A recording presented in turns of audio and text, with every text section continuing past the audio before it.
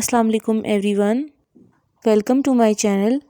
आज जिस टॉपिक के बारे में मैं इस वीडियो में डिस्कस करूँगी वो है domains of language use specially by Joshua Fishman. So let's start. First of all इस टॉपिक या फिर जो इस मेन टाइटल है इसके बारे में हम थोड़ा बहुत देख लेते हैं। ये जो टॉपिक है डोमेन्स ऑफ लैंग्वेज यूज़, ये एक टर्म दी गई थी एक अमेरिकन सोशियोलॉजिस्ट ने जिनका नाम था जोशुआ फिशमैन। अब आपको बहुत सारी जगहों पे बहुत सारे सोशियोलॉजिस्ट या फिर बहुत सारे राइटर्स के जो हैं वो वर्क्स मिलेंगे जिनके अंदर मुख्तलिफ़ किस्म की डोमेन्स लिखी होंगी, लेकिन जो मेनली कंसिडर की जाती हैं वो जोशुआ फिशमैन की जाती हैं। तो जोशुआ फिशमैन के अकॉर्डिंग जो डोमेन्स हैं उसको आज हम डिस्कस करेंगे और यही टर्म जो थी इन्होंने पॉपुलराइज़ की थी, इन्होंने ही इस टर्म को कॉइन किया था, इस टर्म को जो है इन्होंने ही जो है वो सामने लाया था। इनके अकॉर्डिंग डोमेन्स जो होती हैं वो सोशियो कल्चरल कॉन्टेक्स्ट होते हैं जहाँ पे लैंग्वेज जो है कम्युनिकेशन के लिए यूज़ की जाती है। यानी कि ये जो डोमेन्स होते हैं ये सोसाइटी के अंदर कुछ एलिमेंट्स होते हैं, कुछ पार्ट्स होते हैं जिनके ज़रिए जो है और जिनको यूज़ करते हुए हम लैंग्वेज को सामने लाते हैं और फिर लैंग्वेज को यूज़ करते हम कम्युनिकेट करते हैं। इन्हीं सब जो है कॉन्टेक्स्ट के ज़रिए हम एक दूसरे के साथ हम कम्युनिकेट करते हैं, हम बात करते हैं। सो बेसिकली इस टाइटल का मतलब ये बन गया ना, डोमेन्स ऑफ लैंग्वेज यूज़, यानी वो कौन से कॉन्टेक्स्ट हैं, वो कौन से एरियाज़ हैं जहाँ पे हम लैंग्वेज का इस्तेमाल कर सकते हैं। जो ये डोमेन ऑफ लैंग्वेज होती है इसके अंदर मुख्तलिफ़ किस्म के इंट्रैक्शन यानी बातचीत होती है मुख्तलिफ़ किस्म के पार्टिसिपेंट के साथ, यानी जो बातचीत करने वाले हैं उनके दरमियान बातचीत होती है मुख्तलिफ़ सेटिंग्स में। सेटिंग का मतलब होता है जिस जगह पे बात हो रही है, जहाँ पे बात हो रही है, और मुख्तलिफ़ टॉपिक से रिलेटेड। अब चार चीज़ें इसके अंदर आ गई, इंट्रैक्शन, पार्टिसिपेंट, सेटिंग और टॉपिक। ये चार चीज़ें होती हैं जिससे मिल के जो है वो हमारी स्पीच या फिर हमारी कम्युनिकेशन बनती है। और जिस एरिया में वो कम्युनिकेशन होती है या जो लैंग्वेज हम यूज़ करते हैं दैट इज़ अ डोमेन। अब जोशुआ फिशमैन के अकॉर्डिंग 5 डिफरेंट डोमेन्स होती हैं जहाँ पे लैंग्वेज का इस्तेमाल किया जाता है, जिसके अंदर फैमिली है, फ्रेंडशिप, रिलीजन, एजुकेशन और एम्प्लॉयमेंट। अब स्क्रीन पे आपको एक टेबल शो हो रहा होगा। ये मैंने एक टेबल बनाया है जिसके अंदर आपको डोमेन्स भी सारी लिखी गई हैं, नज़र आ रही हैं। फिर नेक्स्ट कॉलम में एड्रेसी, यानी यहाँ पे इसमें से इस डोमेन में से किस पार्टिसिपेंट के साथ हम जो है वो बात कर सकते हैं, द पार्टिसिपेंट को एड्रेसी कहते हैं। फिर सेटिंग यानी किस जगह पे, और टॉपिक किसी भी टॉपिक से रिलेटेड। मैंने एग्जांपल दिया आपको इससे ये समझ आएगी। जैसे फैमिली का ले जाते हैं तो फैमिली एक डोमेन है जिसके एड्रेसी यानी for suppose as a daughter होने की वजह से मैं अपने पेरेंट्स के साथ बात करती हूँ, तो I am an addresser and they are the addressee. Got it. And the next is setting. फिर हम बातचीत घर पे कर रहे हैं तो हमारी जो सेटिंग होगी वो होम होगी, और टॉपिक जो है वो हमारा है, फॉर सपोज मैं कह रही हूँ प्लानिंग अ फैमिली पार्टी। हम कोई भी पार्टी के बारे में डिस्कस कर रहे हैं, कब पार्टी हम रखना चाह रहे हैं, किस से रिलेटेड पार्टी रखनी है, कैसी उसकी अरेंजमेंट होनी है, डेकोरेशन वगैरह। तो ये हमारा सारा टॉपिक हो गया। तो मैंने आपको 4 चीज़ें बताई थी, पार्टिसिपेंट्स होंगे, सेटिंग होगी, टिपिकल टॉपिक होगा और इंट्रैक्शन होगी। अब हम डोमेन्स की तरफ आ जाते हैं। एक दफ़ा इस टेबल को आप देख लीजिएगा। Number 1 is family. सबसे इम्पोर्टेंट जो डोमेन है लैंग्वेज यूज़ की दैट इज़ फैमिली, क्योंकि हम अपनी फैमिली के साथ ही ज़्यादा बातचीत करते हैं बनिस्बत किसी और के।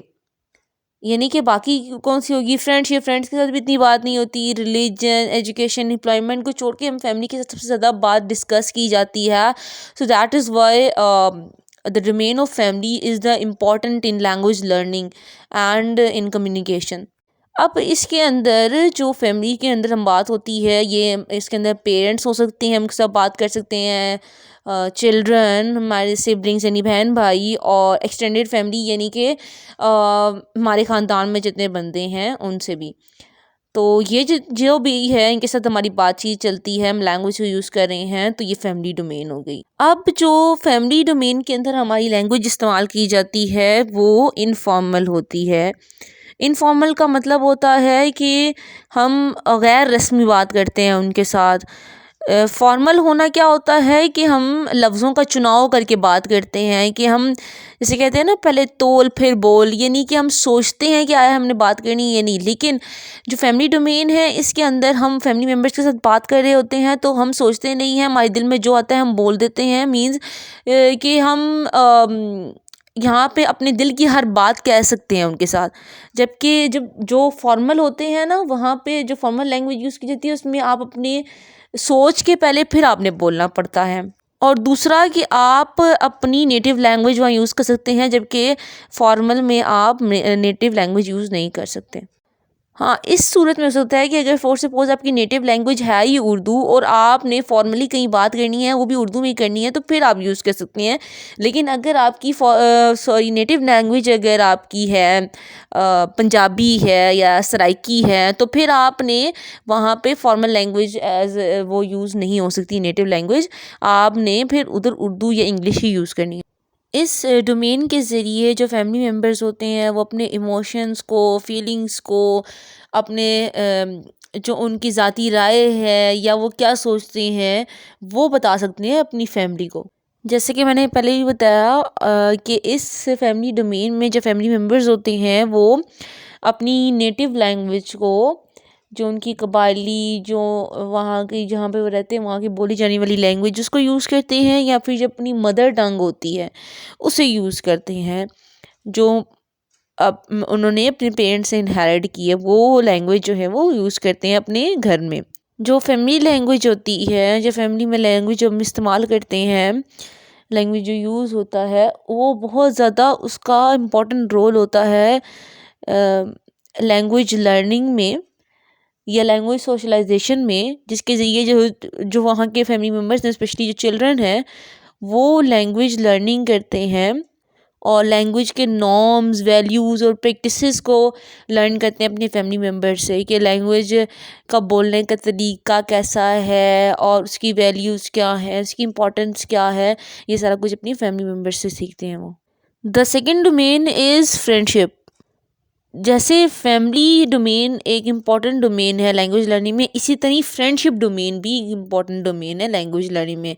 क्योंकि ज़्यादातर जो लोग होते हैं उनके फैमिली के बाद जो ज़्यादा टाइम स्पेंड होता है अपने फ्रेंड्स के साथ होता है, जो कि ये फ्रेंडशिप जो डोमेन है ये सोशल इंटरेक्शन और रिलेशनशिप बिल्डिंग में बहुत इंपॉर्टेंट रोल प्ले करती है। हमारा एक तो रिलेशनशिप भी बिल्ड होता है हमारे फ्रेंड्स के साथ, और दूसरा कि हम इंटरेक्ट भी उनके साथ बहुत अच्छे तरीके से करते हैं। इस डोमेन के अंदर जो पार्टिसिपेंट्स होते हैं जिनके साथ हम लैंग्वेज का इस्तेमाल करते हैं, उनमें हमारे फ्रेंड्स हो सकते हैं, पीयर्स हो सकती हैं। पीयर्स के अंदर आपके क्लासमेट्स आते हैं, आपके कोलीग्स आते हैं, आपके टीम मेंबर्स आते हैं, और सोशल मीडिया के साथ आप जो कनेक्ट होते हैं वो लोग आते हैं, वगैरह वगैरह। ये सारे लोग जो कि पेयर्स होते हैं। स्पेशली ये वो होते हैं जो आपकी रैंक के बराबर हों या आपकी एज के बराबर हों। ये लोग जो होते हैं या जिनके एक्सपीरियंस आपके साथ मैच करते हों वो आपके पेयर्स होते हैं। और उसके अलावा आपके फ्रेंड्स होते हैं, आपके पीयर्स होते हैं, और सोशल नेटवर्क्स होते हैं जितने भी जिनके साथ आप लिंक्ड होते हैं, ये भी आपके फ्रेंडशिप डोमेन के अंदर आते हैं। और इसके अंदर भी आप इनफॉर्मल लैंग्वेज यूज़ करते हैं। जिस तरह आपने फैमिली के अंदर की थी, इस तरह फ्रेंडशिप डोमेन के अंदर भी आप जो है वो इनफॉर्मल लैंग्वेज यूज़ करते हैं। इसकी 3 मेन खसूसियात हैं जो हम फ्रेंडशिप डोमेन में लैंग्वेज यूज़ करते हैं। सबसे पहले तो ये हमारे सोशल बॉन्ड्स को ज़्यादा स्ट्रेंथन करती है। हमारे फ्रेंड्स के साथ, हमारे पीयर्स के साथ कनेक्शन को ज़्यादा स्ट्रॉन्ग बनाती है। फिर ये सेंस ऑफ बिलोंगिंग भी क्रिएट करती है कि हमारा उनके साथ कनेक्शन बॉन्ड बन जाती है जो कि ख़त्म नहीं होती जब तक हम उनके साथ कनेक्शन में रहते हैं, हम उनके साथ बातचीत में रहते हैं। और हमारे इमोशनल कनेक्शन को भी ये स्ट्रॉन्ग बनाती है। और लैंग्वेज का यूज़ इस डोमेन के अंदर जो है वो डिपेंड करता है एज और लाइफ स्टेज पे। जैसे हमारे जो फ्रेंड्स होंगे जो हमारी एज फेलो होंगे, फॉर सपोज या हमसे छोटे होंगे, उनके साथ हम जैसी लैंग्वेज ज़्यादा इनफॉर्मल लैंग्वेज यूज़ करेंगे बनिस्बत वो जो हमसे थोड़े बड़े होंगे, क्योंकि फ्रेंडशिप में एज मैटर नहीं करती।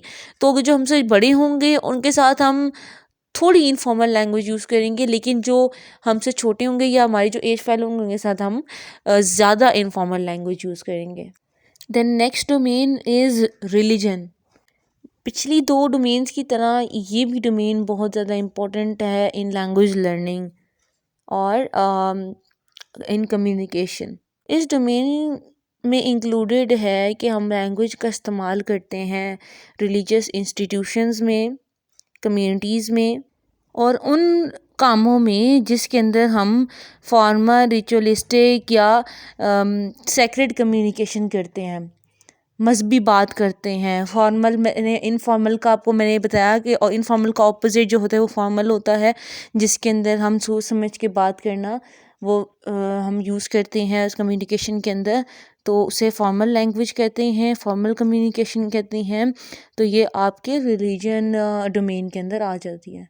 इस डोमेन के अंदर भी हम जो हमारे सेक्रेड टेक्स्ट होते हैं, यानी कि जो हमारे मज़हबी टेक्स्ट होते हैं, जिस तरह हमारी जो रिलीजियस बुक्स होती हैं उनके अंदर जो टेक्स्ट होता है, जैसे हमारी एज अ मुस्लिम कुरान पाक है, तो उसके अंदर जो टेक्स्ट है, आयात हैं, उसकी रेसिटेशन यानी उसको पढ़ना, इंटरप्रिटेशन समझना और डिस्कशन यानी उसको डिस्कस करना कि जैसे फॉर सपोज हम उसकी तफसीर पढ़ते हैं, इसका मीनिंग्स तलाश करते हैं, तो ये सारा कुछ जो है वो हमारा रिलीजियस डोमेन के अंदर आती है।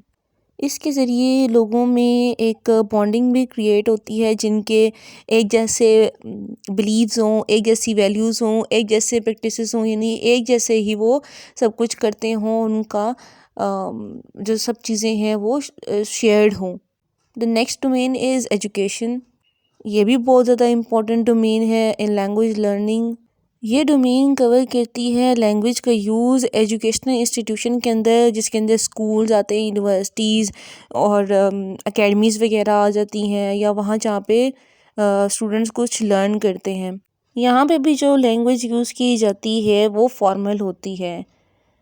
इनफॉर्मल जो है वहाँ पे एजुकेशनल इंस्टीट्यूशंस में एज आप अपने कलीग्स के साथ कर सकते हैं या अपने फ्रेंड्स के साथ कर सकते हैं, लेकिन आप टीचर्स के साथ जो है वो फॉर्मल लैंग्वेज यूज़ करते हैं। और हर सब्जेक्ट और हर डिसिप्लिन से रिलेटेड स्पेसिफिक जो आप हैं वो वोकेबलरी यूज़ करते हैं, उससे हट के नहीं यूज़ करते। इसके ज़रिए से स्टूडेंट्स याद करना, लिखना और कम्युनिकेट करना अच्छे तरीके से समझ जाते हैं। And the last domain is employment. ये भी बहुत ज़्यादा इम्पोर्टेंट डोमेन है लैंग्वेज यूज़ की। ये आपकी जॉब से, आपके कैरियर से रिलेटेड होती है, और अगर आप प्रोफेशनल डेवलपमेंट चाहते हैं, कैरियर एडवांसमेंट चाहते हैं, तो ये डोमेन जो है वो ज़्यादा इस्तेमाल की जाती है। ये डोमेन इस्तेमाल की जाती है जहाँ पे आप काम करते हैं, जैसे वर्क प्लेस कहते हैं, इंडस्ट्रीज़ का कारोबार जहाँ पे आपका होता है, जो सनतें होती हैं वहाँ पे, और प्रोफेशन जो भी आपका काम है वहाँ पे आपकी ये इस्तेमाल होती है। और यहाँ पे भी दो किस्म के क्राइटेरिया आ जाते हैं। अगर आप अपने फॉर सपोज अपने सीनियर से बात कर रहे हैं, तो सीनियर से बाद में आपकी फॉर्मल लैंग्वेज यूज़ होगी, लेकिन अगर आप अपने कोलीग से बात कर रहे हैं तो फिर आपकी लैंग्वेज इनफॉर्मल यूज़ होगी। और इस डोमेन के अंदर एम्प्लॉयज़ जो हैं वो लैंग्वेज को यूज़ करते हैं ताकि वो कोलीग्स के साथ, मैनेजर्स के साथ, क्लाइंट्स के साथ या कस्टमर्स के साथ जो है वो बात कर सकें। तो ये था आज का हमारा topic, domains of language use Joshua Fishman के अकॉर्डिंग, जिसके अंदर हमने स्पेशली जो उन्होंने डोमेन्स दी हैं वो हमने उनको डिस्कस किया, फैमिली, फ्रेंडशिप, रिलीजन, एजुकेशन और एम्प्लॉयमेंट। अगर आपको इस टॉपिक से रिलेटेड कोई भी क्यूरी हो तो आप कमेंट सेक्शन में पूछ सकते हैं। Don't forget to share your views about this video in the comment section. Make sure to like the video, share the video and subscribe my channel. Thank you.